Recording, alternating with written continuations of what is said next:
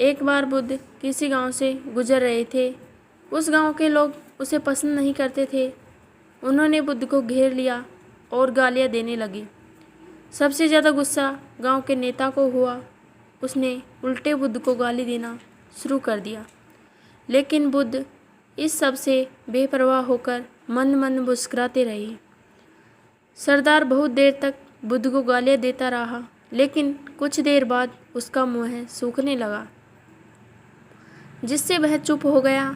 यह देखकर बुद्ध ने कहा, यदि तुम्हारी बात पूरी हो जाए तो मुझे आगे बढ़ना चाहिए।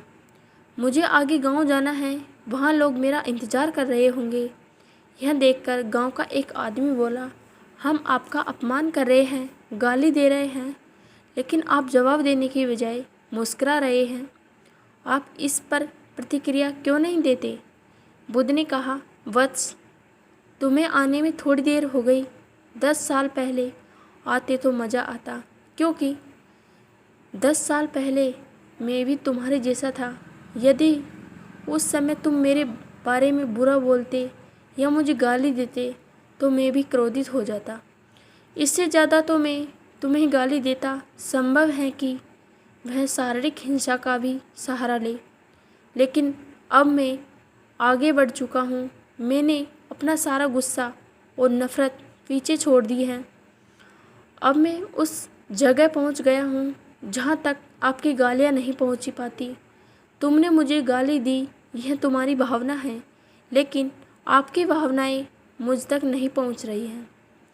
मुझ पर इसका आरोप तभी लगाया जाएगा जब मैं इसमें भाग लूँगा।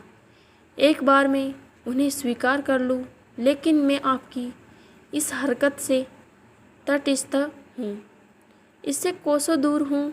यही कारण है कि मैं अभी भी पहले की तरह शांत हूँ। यह सुनकर सरदार बोला, अरे ऐसा कैसे? मैंने तुम्हें गालियाँ दी हैं और पूरे गांव के सामने तुम्हें गालियाँ दी हैं। फिर इसे लेने या न लेने का क्या मतलब?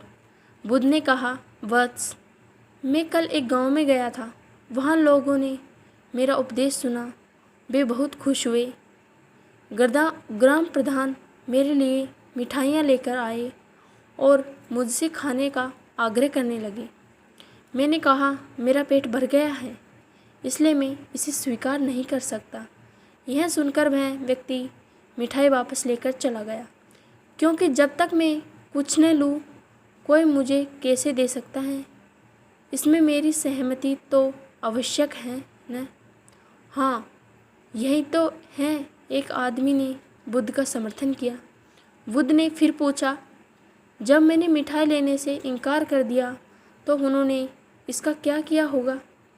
हो सकता है उसने अपने परिवार के बीच मिठाइयाँ बांटी हो। एक व्यक्ति ने उत्तर दिया। बुद्ध ने कहा, तुमने ठीक कहा।